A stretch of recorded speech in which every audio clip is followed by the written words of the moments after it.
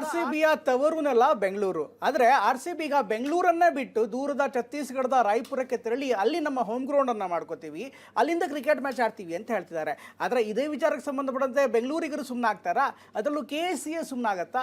ಹಾಗೆ ರಾಜ್ಯ ಕ್ರಿಕೆಟ್ ಸಂಸ್ಥೆ RCB ಮ್ಯಾನೇಜ್ಮೆಂಟನ್ನು ಸಂಪರ್ಕ ಮಾಡಿ ದಯವಿಟ್ಟು ನೀವು ಇಲ್ಲೇ ಬರಬೇಕು ಅಂತ ಹೇಳಿತ್ತು. ಆದರೆ ಈಗಾಗಲೇ ಕೇಸ್ ಇದೆ, 108 ತಲೆನೋವಿದೆ, ಹಾಗಾದರೆ ಹೇಗೆ ಬರೋದು ಅನ್ನುವಂಥ ಪ್ರಶ್ನೆಯನ್ನು ಕೂಡ RCB ಮುಂದೆ ಇಟ್ಟಾಗ ಅಂತಿಮವಾಗಿ KSCA ಮತ್ತು RCB ಇಬ್ಬರು ಕೂಡ ಇವತ್ತು ಗೃಹ ಸಚಿವರನ್ನ ಭೇಟಿಯಾಗಿದ್ದಾರೆ. ಗೃಹ ಸಚಿವರನ್ನ ಭೇಟಿಯಾಗಿ RCB ಪಂದ್ಯವಾಡುವಂತೆ ನಮಗೆ ಅನುಕೂಲಕ್ಕೋಸ್ಕರ ಸರ್ಕಾರದಿಂದ ಏನೆಲ್ಲ ಪರ್ಮಿಷನ್ಸ್ಗಳು ಬೇಕು ಅದೆಲ್ಲವನ್ನು ಕೊಡಿ ಅಂತ ಹೇಳ್ತಾ ಇದ್ದಾರೆ. ಹಾಗಾದರೆ RCB ಮ್ಯಾಚ್ ಬೆಂಗಳೂರಲ್ಲಿ ಆಗತ್ತಾ? ನೋಡೋಣ ಬನ್ನಿ.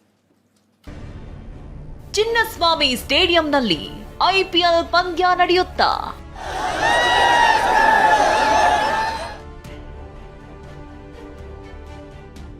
ಗುಡ್ ನ್ಯೂಸ್ ಸಿಗುವ ವಿಶ್ವಾಸ ಎಂದ KSCA ಅಧ್ಯಕ್ಷ. 2-3 ದಿವಸದಲ್ಲಿ ಖಂಡಿತ ಒಂದು ಒಳ್ಳೆ ಸುದ್ದಿ ಸಿಗತ್ತೆ ಅಂತಾನೆ ಒಂದು ಭಾವನೆ ಇದೆ ನಮಗೆಲ್ಲರಿಗೂ.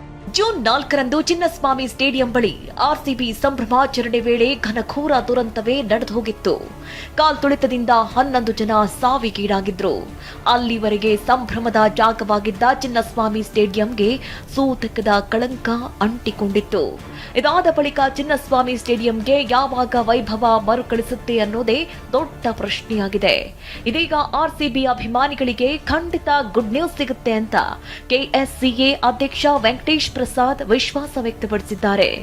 ಇನ್ನೊಂದು 2-3 ದಿವಸದಲ್ಲಿ ಖಂಡಿತ ಒಂದು ಒಳ್ಳೆ ಸುದ್ದಿ ಸಿಗತ್ತೆ ಅಂತಾನೆ ಒಂದು ಭಾವನೆ ಇದೆ ನಮಗೆಲ್ಲರಿಗೂ. ಚಿನ್ನಸ್ವಾಮಿ ಸ್ಟೇಡಿಯಂನಲ್ಲಿ IPL ಪಂದ್ಯ ನಡೆಸೋ ವಿಚಾರವಾಗಿಯೇ ಗೃಹ ಸಚಿವ ಪರಮೇಶ್ವರ್ ಅವರನ್ನ KSCA ಮತ್ತು RCB ನಿಯೋಗ ಭೇಟಿ ಮಾಡಿ ಮಾತುಕತೆ ನಡೆಸಿದೆ.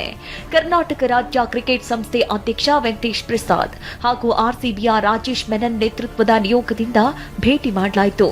ಫೆಬ್ರವರಿ 12ರಂದು ಮತ್ತೊಂದು ಸುತ್ತಿನ ಸಭೆ ನಡೆಸಿ ಬಳಿಕ ತೀರ್ಮಾನ ಮಾಡೋ ಬಗ್ಗೆ ಗೃಹ ಸಚಿವ ಪರಮೇಶ್ವರ್ ಭರವಸೆ ಕೊಟ್ಟಿದ್ದಾರೆ.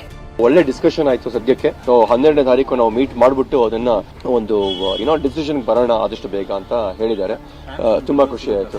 ಫೆಬ್ರವರಿ 12ರ ಮತ್ತೊಂದು ಸುತ್ತಿನ ಸಭೆಯಲ್ಲಿ RCB ಅಭಿಮಾನಿಗಳಿಗೆ ಖುಷಿ ಸುದ್ದಿ ಸಿಗುತ್ತಾ ಅನ್ನೋದು ಕಾದು ನೋಡಬೇಕಿದೆ. Bureau report TV9.